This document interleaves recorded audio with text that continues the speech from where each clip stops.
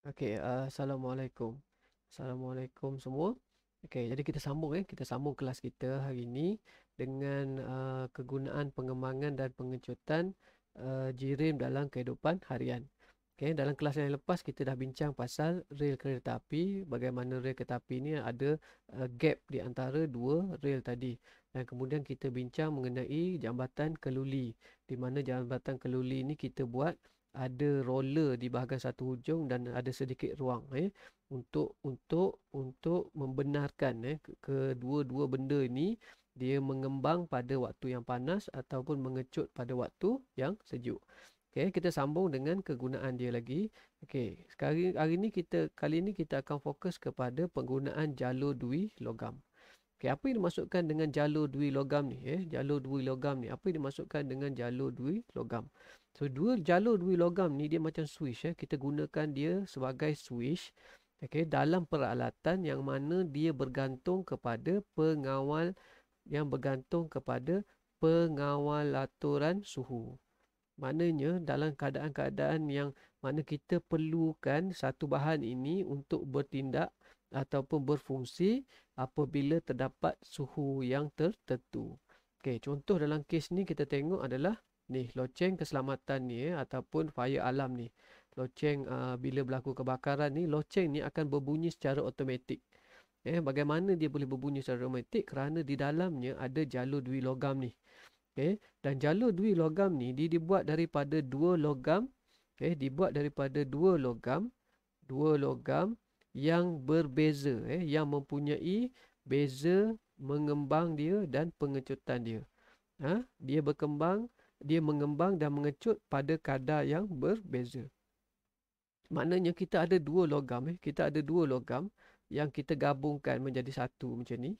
Kita letak dia dekat-dekat. So, kata logam A dan logam B. So, logam A dengan logam B ni, kedua-duanya dia mempunyai kadar mengembang dan pengecutan dia yang berbeza. Maknanya pada suhu yang berbeza. Mungkin yang A ni lebih sejuk.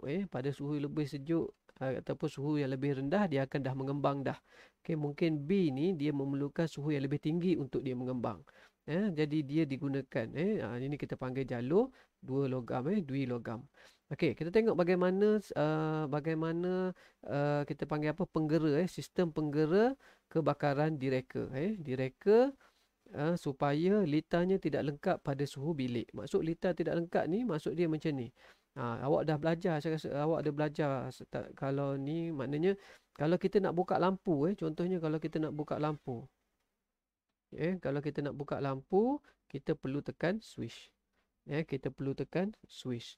Kita perlu tekan switch dia.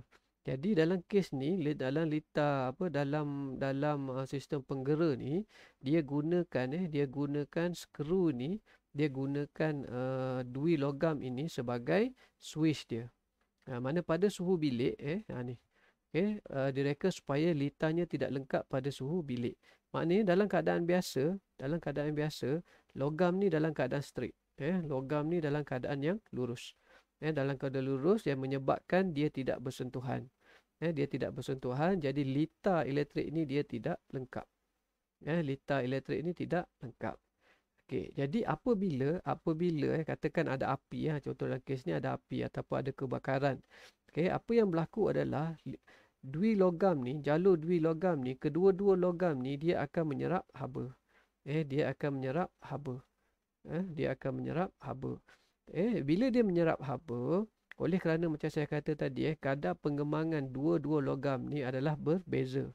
Jadi dalam kes ni contoh dia pakai logam, kuprum dan besi. Pada suhu bilik dua-dua jalur ni adalah tidak mengembang lah, straight je. Dia dalam keadaan straight. Tapi bila dipanaskan, kuprum ni dia akan mengembang lebih daripada besi ataupun lebih cepat daripada besi. Jadi maknanya dia akan bengkok. Kita tengok yang mana yang lebih banyak mengembang. So yang mengembang ni adalah kuprum berbanding dengan besi. Jadi dia akan bengkok ke bawah. Dia akan bengkok ke bawah. Tapi kalau disejukkan, besi tadi dia akan lebih cepat mengembang daripada kuprum dalam suhu yang lebih rendah lah. Jadi maknanya dia akan bengkok naik ke atas. So dalam kes ni, kalau kata ada api di sini, jadi apa yang berlaku? Kuprum dengan besi ni kedua-duanya akan kedua-duanya akan menyerap tenaga haba tadi. Tapi oleh kerana perbezaan apa kita panggil perbezaan pengembangan dia berbeza, jadi kuprum ni dia akan mengembang lebih. Dia mengembang lebih cepat berbanding dengan besi. Ni. Dia mengembang lebih cepat daripada besi. So ini akan menyebabkan dia membengkok ke arah skru ni. Membengkok ke arah skru. So bila dia bengkok ke arah skru ni, maka litar ni tadi telah lengkap. Litar ni telah lengkap dan akan menyebabkan penggera ni berbunyi. Okay, akan menyebabkan penggera ni berbunyi.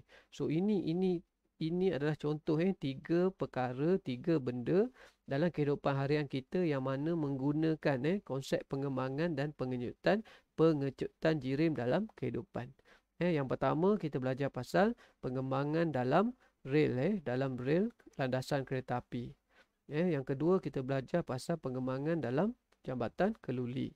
Dan yang ketiga kita menggunakan konsep pengembangan ini terhadap bahan ataupun peralatan yang bergantung kepada pengawal aturan suhu. Contohnya sistem penggera kebakaran.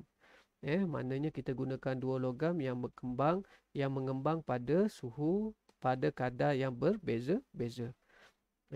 Okey. So saya berhenti dekat sini dulu. Kita jumpa lagi insya-Allah hari Isnin depan. Assalamualaikum.